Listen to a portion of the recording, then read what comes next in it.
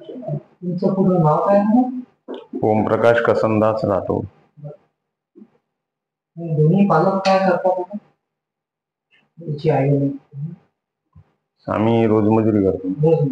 शेती नाही स्वतःची? नाही. कुठे राहता तुम्ही? भामराजा, तालुका यवतमाळ, जिल्हा यवतमाळ. कोणत्या समुदायाच्या समुदाय कोणता आहे तुमचा? जात बंजारा. असा कोणता सदस्य आहे का तुमच्या कुटुंबामध्ये ज्याला हा आजार झाला? कोणीच नाही सर. कोणीच नाही. तुम्हाला किती मुलं आहे? मला 2 मुलीच आहे. 2 मुलीच आहे. तिला थॅलेसेमिया आहे का? नाही, काहीच नाही, नॉर्मल आहे. ती मोठी आहे का? नाही, छोटी आहे. ती लहान. याच्यापेक्षा तरी 2 वर्षांनी लहान. 2 वर्षांनी लहान. मला डॉक्टरांकडे जायची गरज आहे, हे कधी कळले? आम्हाला तरी 1.5 वर्षानं कळले. ही झाली त्याच्यात 1.5 वर्षापर्यंत ती नॉर्मल होती. मग नंतर आम्ही चेकअप केलं दोघंही, नवरा बायकोनं. मग यांचा बी प्रॉब्लेम आला. मग तेव्हापासून ब्लड लागणं चालू झालं सरकारी मध्ये. ठीक आहे. डॉक्टरांनी काय म्हटलं मग तुम्ही जेव्हा गेले? याला म्हणे सिकलसेल थॅलेसेमिया दोन्ही आहे म्हणे. आजार आहे म्हणे. याला जर ब्लड नाही दिलं म्हणे ते वाचू शकत नाही. तुम्ही हे ऐकलं डॉक्टरांकडून, तुमची प्रतिक्रिया काय होती? तुम्हाला काय वाटतं? आम्हाला जीवन वाचवायचं होतं म्हणून आम्ही करत आहोत संघर्ष. पहिल्यांदा काय वाटलं तुम्हाला? लई अन्याय वाटला आम्हाला, म्हणजे खूप काही वाटलं. म्हणजे लई अत्यंत दुःख झालं आम्हाला. तरी पण ठेवायचं नव्हतं, पण ते योगायोगी ठेवण्यात आलं ते मुलगी दुसरी. आता जेव्हा हा असा आजार राहिला, कुटुंबाला वाटलं, शेजाऱ्यांना जेव्हा कळलं तेव्हा त्यांची पहिली प्रतिक्रिया काय होती? शेजाऱ्यांना बाकी तुमच्या कुटुंबाला त्यांनाही बी असं दुःख खूप वाटतात त्यांना.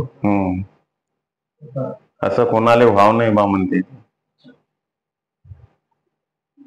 आता या आजारासाठी तुम्ही कोणते आणखी पर्याय शोधले का?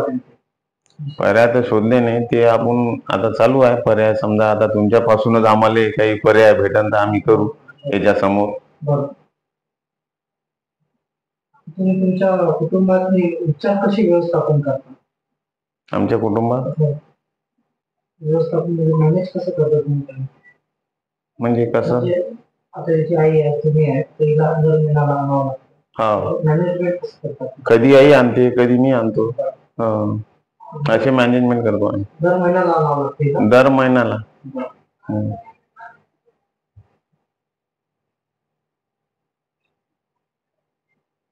कशी आहे? कशी आहे आता? बरी आहे. ठीक आहे. कोणता उपचार घेता सध्या? आता हे म्हणजे उपचार म्हणजे हेच ना, सिकलसेल थॅलेसेमिया, रक्त लावणे. उपचार जेव्हा घेत असतात तर उपचार दरम्यान ते लक्षणं तुम्हाला जाणून आले पाहिजे. हो ना. काय लक्षण? लक्षणं म्हणजे याला ताप येतो आणि एकदम कमीपणात त्यांचं रक्त कमी होऊन जातात. आवश्यकता पण नाही त्याला. पातळी त्यांचा नाही का वाढून जातात. ते पातळी नाही का ते इथं वाढून जातात. घबराटपणा होतात त्याला. म्हणून याला नाही का आम्ही सरकारी मध्ये नेत असतो. आता म्हणजे तुमची आम्हाला माहिती झाली सर, म्हणून आम्ही तुमच्या जवळपर्यंत आलो. सरकारी मध्ये तिथं डॉक्टर गिक्टर सगळे व्यवस्था राहतात तिथं, म्हणून आम्ही सगळं काय बा याचे सगळे उपचार करतात म्हणून आम्ही तिथं जातो. आता या आजारासाठी आणखी कोणते पर्याय उपलब्ध आहे काही माहिती आहे तुम्हाला? याच्यासाठी तर माहित नाही काही सर.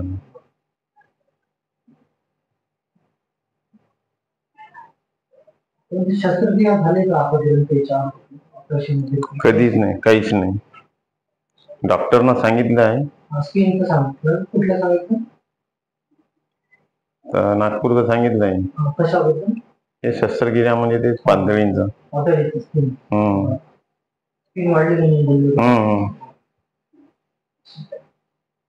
तुमच्या तिच्या वेदनाबद्दल तुम्हाला विचार करतात हा. मला लांब जायला तुला जो त्रास होतो हा. त्याचा विचार करतो तर तेव्हा तुम्हाला कसं वाटतं? म्हणजे लई दुःख वाटते सर. बरं.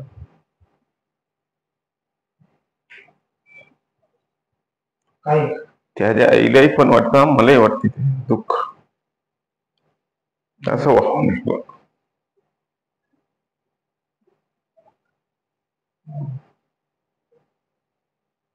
त्याचा मासिक खर्च किती आहे? मासिक खर्च म्हणजे सर महिन्याला हे आमचाच खर्च येतो. हा. तरी 1000-1500 रुपये आम्हाला लागतो. आता शेवटचा वाढदिवस कधी साजरा केला? आता 10व्या महिन्यात आहे. कधी? 10व्या महिन्यात. 10 तारखेला. कसा केला? चांगलं केलं ना.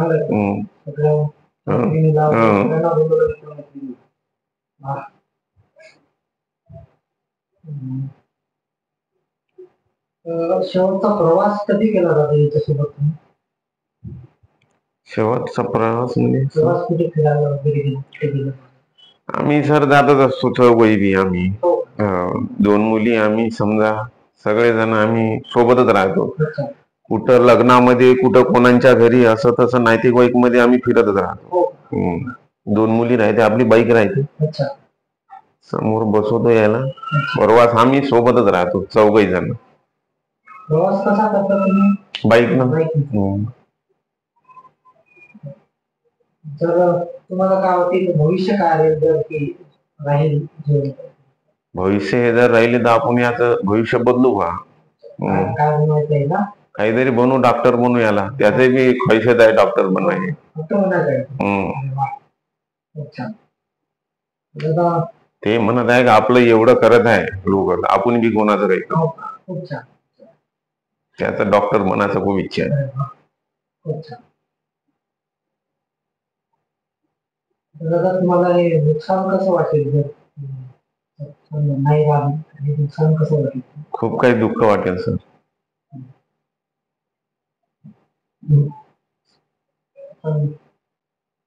अशा मुलांना मदत करण्यासाठी सरकारने काय करायला पाहिजे? खूप काही करायला पाहिजे सर सरकारनं. काय असं वाटतं? मनात नाही, अशा पोराला खूप काही करायला पाहिजे यांच्यासाठी. म्हणजे यांच्यासाठी संघर्ष करायला पाहिजे. काहीतरी यांचा जीवनाचा भरोसा म्हणजे दाखवायला पाहिजे. काहीतरी बा करा, म्हणजे यांचा शोध लावा काहीतरी, असं संघर्ष करा. समाज काय करू शकतो? जो आपला समाज आहे तो या मुलांसाठी काय करू शकतो काय वाटतं? त्यालाही बी दुःख वाटत असं. असं झालं नाही पाहिजे. तुम्हाला काय वाटतं हा आजार कसा काढता येईल आपल्याला? हा आजार कसा काढता येईल? नको व्हायला बा टाळताच येत नाही सर हे आजार. इतर कुणाला नवा त्यासाठी काय करतो ते माहिती नाही सर. ते म्हणजे माहिती आहे, पण ते आता आपल्याच्यानं ते माहिती घेऊन बी ते आपले थोडे ऐकणार आहे नाही. हा आजार पूर्णपणे ठीक होऊ शकेल याच्याबद्दल तुम्हाला काय वाटतं? म्हणजे ठीक होऊ शकेल का? हो, आम्हाला असं म्हणजे गॅरंटी आहे ठीक होऊ शकेल बा. आज न उद्या. मुलाच्या पालकांना तुमचा काय सल्ला काय म्हणू इच्छिता? इतर पालक आहे त्यांना तुम्हाला काय सांगायचं? त्यालाही पण असंच व्हाव नाही बा, ते बी चांगले राव आपले.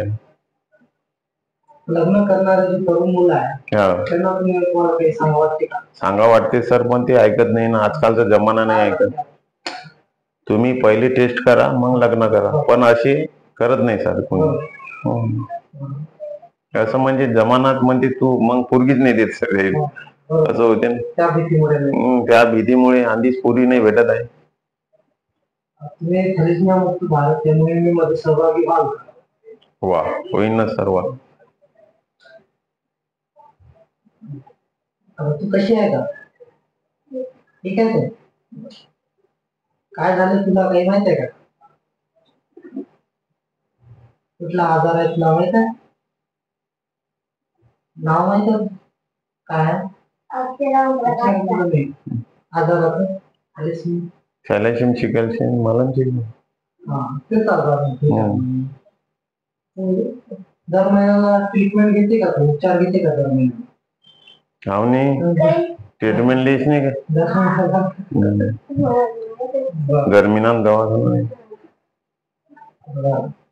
बरं दवाखान्यामध्ये जाते तेव्हा तिथे मित्र मिळतात का तुला? मित्र बनवले का तिथे? हो का? कोण कोण आहे त्याचे मित्र? दूरचे आहे. बरं आवडता डॉक्टर कोण आहे तुझा? काही नाव माहित आहे का? बरं डॉक्टर सर्व टाइम अवेलेबल असतात का तिथे? हजर असतात का वॉर्डमध्ये? बरं तू नेहमी नेहमी दवाखान्यात जाते तर तुला कसं वाटते? नेहमी जावं वाटते का? नाही जावं का? आवडते का तुला कसं नेहमी नेहमी जाणं? नाही का बरं त्रास होतो?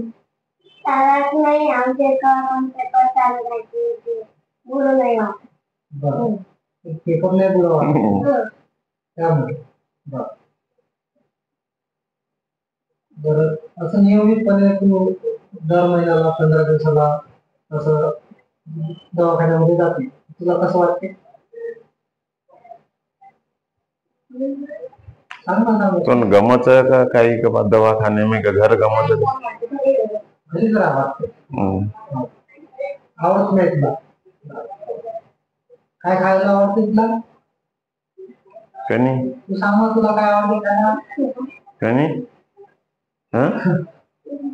तो खायन काही आवडत का नाही का अरे कनी चॉकलेट आवडते का तुला? हो का? उद्या काय रो बोलणे सर अक्षरानं काय आवडते तुला खायला? कनी काही घेणार काही पण आवडते. तुझा पुढचा वाढदिवस कधी आहे? 10 तारखेला. चौथ्या महिन्यात तर तुझा नाही ना? चला पण कसा साजरा केला तुझा वाढदिवस? शाळेत पण छान. पुढच्या वाढदिवसाला काय करणार आहे तू? आता पुढच्या वाढदिवसाला मग काय करणार आहे तुला काही ठरवलं का? पिकनिकला कुठं गेले का तुम्ही? कुठे गेले? मंदिरला गेले. वा खूप छान. कशी होती पिकनिक तुझी? दररोज शाळेत जाते का दरवेळेस? शाळेमध्ये मित्र आहेत का तुझे? तुझ्यासोबत खेळतात का सगळे मित्र? सोबतच आहेत. घरी पण सोबतच येतो सोबत. तुला जेवतात का कधी मित्र? नाही जेवत. कसे वाटते तुम्हाला? चांगलं वाटते ना? मागच्या वेळेस किती टक्के मिळाले होते तुला टक्केमध्ये?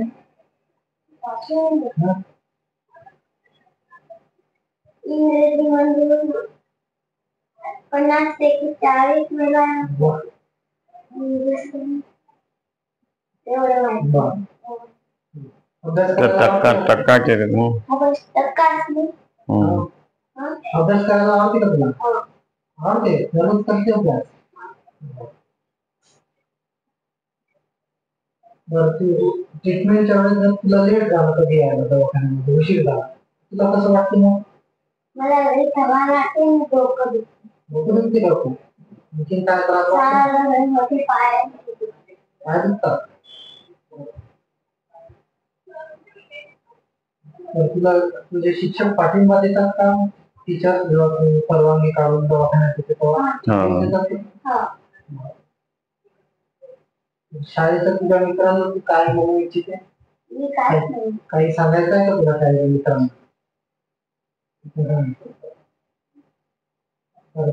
जे दवाखान्याचे जे तुझे मित्र आहे मित्र मैत्रिणी असेल ना त्यांना तुला काही सांगायचं आहे का?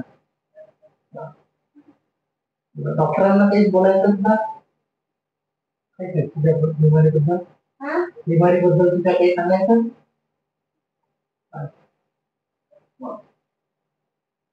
ठीक आहे. थँक्यू. हम्म.